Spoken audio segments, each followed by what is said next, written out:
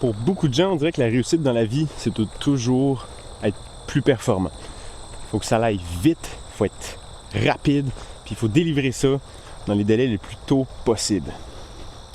Sauf que la chose avec ça, c'est qu'en allant très rapidement, on néglige beaucoup de choses. On oublie la qualité, on ne portera pas attention aux petits détails dans les choses, et même qu'on va faire encore plus d'erreurs. Puis ça va être dans plusieurs choses de la vie. Je veux dire, ça peut être dans la technologie, ça va être au travail aussi, il va falloir être encore plus performant. On a peut-être des attentes envers nous qui nous demandent d'être très très très performants. Et pourtant, malgré qu'on nous demande toute cette vitesse-là, ça ne va pas nécessairement nous donner une meilleure qualité de vie.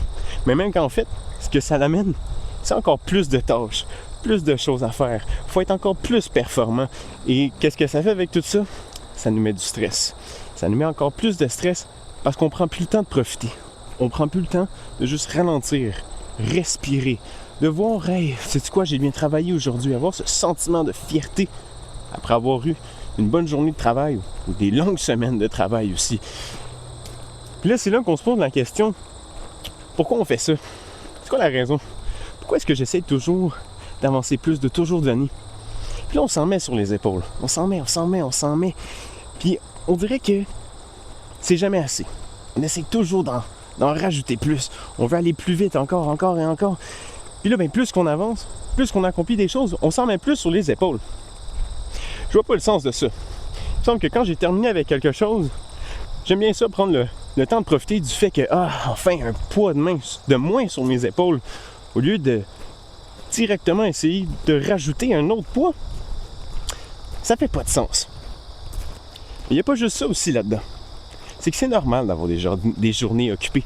C'est normal d'avoir des journées où est-ce qu'on va devoir peut-être travailler plus fort, ou des longues semaines. Des fois, on a des grandes choses, on a beaucoup de choses à faire, puis il faut les faire. Puis ça, c'est normal. Tout le monde a ça. Sauf que là, on va dire que tu as une grosse journée de travail. Tu reviens à la maison, tu prends l'autobus, tu arrives là où tu es dans ton véhicule, en plein trafic, il y a plein de bruit.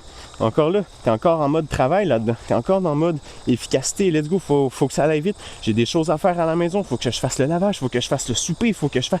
Il faut. Puis là, on en rajoute. Mais c'est quand que tu arrêtes.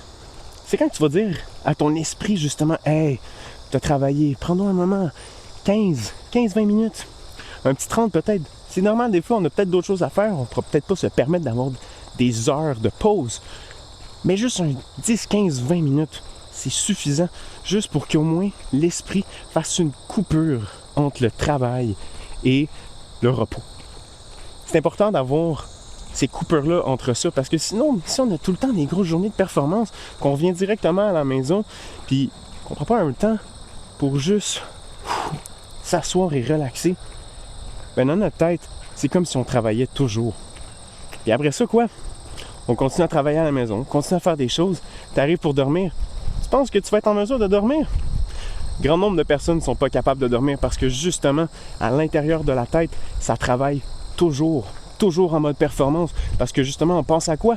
On pense aux choses qu'on n'a pas accomplies encore aujourd'hui. On pense aux prochaines choses qu'il y a à faire demain. Puis là, il faut penser aussi parce que, je sais pas, les enfants, ils ont besoin d'avoir une affaire pour à leur école ou peu importe. Bref, tout ça pour dire, prendre un moment pour juste ralentir, profiter du moment. Ça pourrait être juste, en revenant de la maison, prendre un petit chemin relax, à la place de prendre l'autobus. C'est peut-être un petit 15 minutes de plus pour me rendre chez moi.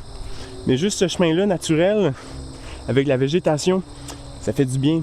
Je peux profiter de voir la nature, je peux profiter d'être à l'extérieur, respirer, écouter les insectes, voir les oiseaux, toutes ces choses-là. Ça fait toute la différence. Et grâce à ça, après, je me sens beaucoup plus préparé à ce qui va s'en venir après dans ma journée. À prendre ça relax, justement. Même si c'est des choses que j'ai à faire, je vais avoir eu un bon moment pour pouvoir relaxer.